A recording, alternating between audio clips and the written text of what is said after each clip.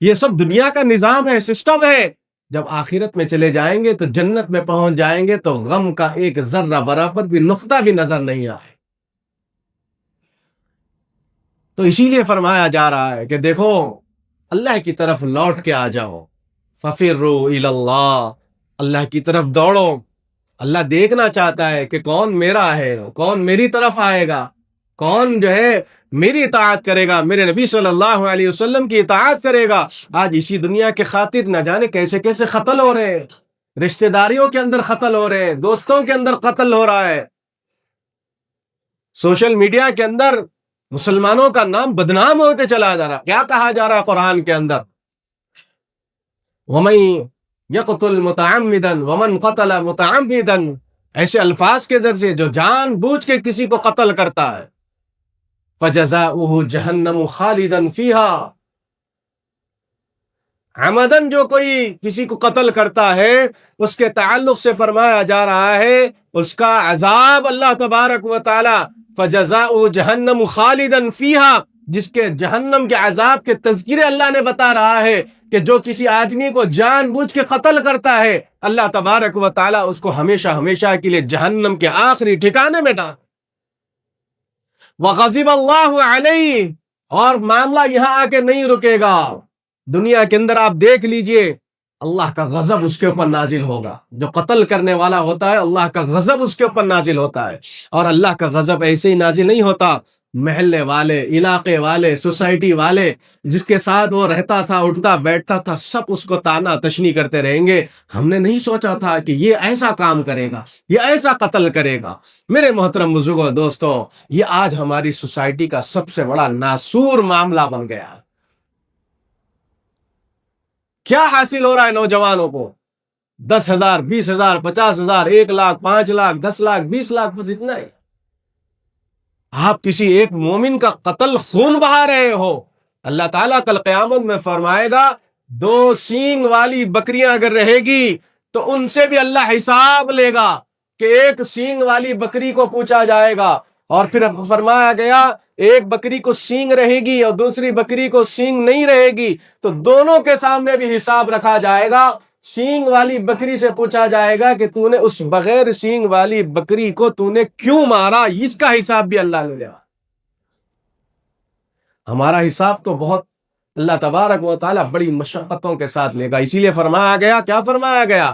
اللہم حاسبنی حسابا یسیرا، دعا میں ہمیشہ اگر عربی لفظ نہیں آتے تو اللہ سے دعا کرنا، یا اللہ میرا حساب آسانی سے لے لے، کیونکہ میں تیرے سامنے حساب نہیں دے سکتا میرے رب۔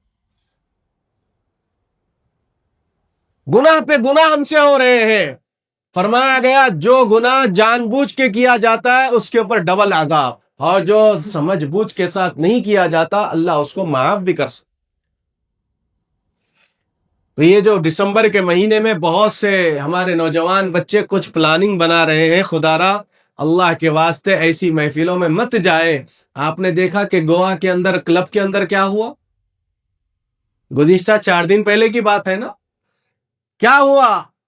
2 آدمی 4 آدمی نہیں، 150 سے 200 لوگ جل کے مر گئے۔ اس کے اندر کیسے کیسے لوگ تھے ہوں گے آج کوئی خبر نہیں ہے، کسی کا ٹھکانہ نہیں ہے۔ تو لہذا جن جگہوں کے اوپر اللہ کے عذاب میں اور خاص طور پر اللہ کا غضب نازل ہونے والے کام اگر کرتے رہیں گے تو وہاں اللہ کی آزمائش ضرور آئے گی۔ ہمارا نوجوان سمجھنے کے لیے تیار ہو۔ بات سوشل میڈیا پہ دیکھے کہ گھروں کے اوپر ناچ رہے تھے شادی کی محفلوں میں، اچانک چھت گر کے نیچے جو ہے لوگ گر کے جو ہے اس کے اندر دب گئے، کچھ مر گئے، کچھ جو ہے زخمی ہو گئے۔ ہم اس دنیا کی زندگی کو لہو لعب کے لیے اگر بنائے ہیں تو لہو لعب کا معاملہ ایسا ہی ہوگا، کھیل تماشے کا معاملہ ایسا ہی ہوگا۔ ذکر و اذکار میں اپنے اوقات کو لگاؤ، اللہ والے بن جاؤ، اللہ کی محفلوں میں آ جاؤ، اللہ کے گھروں کو آباد کرو۔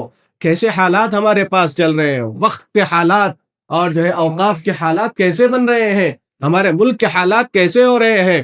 کہیں پہ جو ہے مدرسہ بینڈ لگانے کی کوششیں کی جا رہی ہے، کہیں مساجد کو توڑ دیا جا رہا ہے، کبھی ہماری زمینوں کو چھیننے کی کوششیں کی جا رہی ہے، ہمارے مسلمان لوگوں پہ غیر مسلم بھائیوں کے گھروں کے اوپر بلڈوزر چلاتے ہوئے ان کے گھروں کو تباہ و تاراج کر دیا جا رہا ہے، اور جن کے پاس روپیہ پیسہ ہے وہ جو ہے کھیل تماشوں کے اندر لگے ہوئے ہیں۔ دیکھیے، مال آنے کے لیے کافی وقت لگتا ہے، لیکن مال چھیننے کے لیے بڑا وقت نہیں لگتا، آنن فانن میں معاملہ ہو جاتا ہے۔ اس مال کے اوپر جو مالدار ہے وہ مت اترائے اللہ کے واسطے، آپ اپنے مال کو اللہ کے راستے میں خرچ کریے، اپنے پاس رکھیے، کہیں ایسا نہ ہو کہ آڑے وقت میں یہ مال ہمارے لیے ہمارا کام نہ بن جائے۔ اسی لیے ایسے وقت میں کچھ کاموں کے لیے فضول خرچی سے اپنے آپ کو بچائے، اپنے بچوں کو سمجھائے کہ زیادہ جو ہے شاپنگوں میں پیسہ مت خرچ کریے اللہ کے واسطے۔ وہ دور ہم کو یاد ہے کہ بڑے بھائی کا لباس چھوٹا بھائی پہنا کرتا تھا۔ ہمارے اندر میں بہت سے بڑے حضرات بیٹھے ہوئے ہیں، بڑے بھائی کو اگر لباس جو ہے تھوڑا سا چھوٹا ہو جاتا تو چھوٹا بھائی پہنتا تھا، پھر اس کے بعد پھٹے تک اس کو پھینکا جاتا۔ آج 10 سے 20 مرتبہ پہنا جاتا ہے تو دل بھر گیا، ختم، ڈال دیے، پھینک دیے، کچھ بھی کر دیے، پھر نئے لباس، کپڑوں پہ کپڑے، کھانے پہ کھانے۔ کیا کریں گے یہ کھا کے، کپڑا پہن کے کہاں لے جائیں گے؟ آخری میں جانے کا جو کپڑا ہے وہ ایک کفن ہے، وہ بھی سفید کلر کا۔ دنیا کے اندر تو ہر برانڈ کو تلاش کرتے ہیں کہ فلاں یہ برانڈ کا میں کپڑا پہنوں گا، یہ برانڈ کی گھڑی پہنوں گا، میں یہ برانڈ کا جو ہے گاڑی استعمال کروں گا، میں بائک ایسی لوں گا، میں شو ایسا پہنوں گا، میں اینک ایسی پہنوں گا۔ یہ سب کے سب جو ہے جیسے ہی ہمارے جسم سے جان نکل جائے گی، یہ پورے برانڈ یہیں کے رہیں گے، اور ایک برانڈ ہمارے ساتھ چلے گا جس کا نام کفن ہے، اس میں لپیٹ کے ہم کو گڑے میں ڈال دیا جائے۔ کیا لے کے جا رہے ہیں؟ تھوڑے دنوں کے اندر ہمارے گھر کے جو گیٹ کے پاس فلاں الحاج محمد سید یہ نام جو ہمارا لگا ہوا رہتا تھا، وہ بھی جو ہے 2-4 سال کے بعد یا کسی بیٹے میں منتقل ہو جائے گا، وہ نام بھی ہمارا ہم سے چھین لیا جائے۔ ہمارا نام اگر کہیں باقی رہے گا تو صرف قبر کی تختی کے اوپر رہے گا، اس کے علاوہ کہیں نہیں رہے، یاد رکھ لیجیے۔ صرف قبر کی تختی پہ ہمارا نام رہے، وہ بھی اگر وہاں پہ ٹوٹ گئی پھوٹ گئی تو ختم، وہاں سے بھی ہمارا نام ختم، دنیا سے ہمارا وجود ہی ختم ہو جائے۔ ہم تو جو ہے ہم کو فکر کرنی ہے تو قبر کے نیچے، زمین کے نیچے کی فکر آج کرنا ہے کہ کل اللہ کے سامنے ہم مر جائیں گے، جو 3 سوالات ہم سے ہوں گے، کیا ہم اس کی تیاری کریں؟ من رب کا کہا جائے گا۔ دنیا کے اندر تو اللہ کا نام لینا بھول رہے ہیں، اللہ کو یاد کرنا بھول رہے ہیں، وقت ہی نہیں ہے ہمارے پاس۔ اور وہاں کیا جواب دیں گے؟ جو آدمی روزانہ اللہ اللہ کرتے رہے گا، فرشتے پوچھیں گے بتاؤ تم کیا ہے؟ من رب کا، تمہارا رب کون ہے؟ تو کہتے ربی اللہ، ہمارا رب تو اللہ ہے، فوری زبان پہ آ جائے۔ اگر دنیا کے اندر زبان دوسرے کلموں میں، دوسرے کاموں میں، دوسری باتوں میں الجھے بھی رہے گی تو شاید وہاں پر ہماری زبان چلے گی یا نہیں چلے گی، ہم کو نہیں معلوم۔ اسی لیے فرمایا گیا دنیا کا نظام اور ٹائم ٹیبل بنا لیجئے۔ دیکھیے، اصل میں مسئلہ یہ ہے کہ کچھ باتیں آخری وقت میں بہت اہم ہوتی ہے، تو اس وقت بھی جو ہے ہمارے بھائی آنا شروع ہو جاتے ہیں، پیچھے آنا شروع ہو جاتے ہیں۔ تو میری یہ گزارش ہے کہ کم سے کم یہ جمعہ کا ایسا موقع ہے کہ آپ اگر جو ہے ایک آدھا گھنٹہ پہلے آ گئے، اس کے بعد آپ بتلائیے، اپنے دل کے اوپر ہاتھ رکھیے، کون سی ایسی جگہ ہے جو ہم اکٹھا بیٹھ کے کوئی دین کی بات سننے کے لیے تیار ہے یا بیٹھ سکتے ہیں؟ بتائیے آپ۔ کہیں بھی ہمارے پاس وقت نہیں، ہفتے میں 1 دن کا وقت دیا جا رہا ہے۔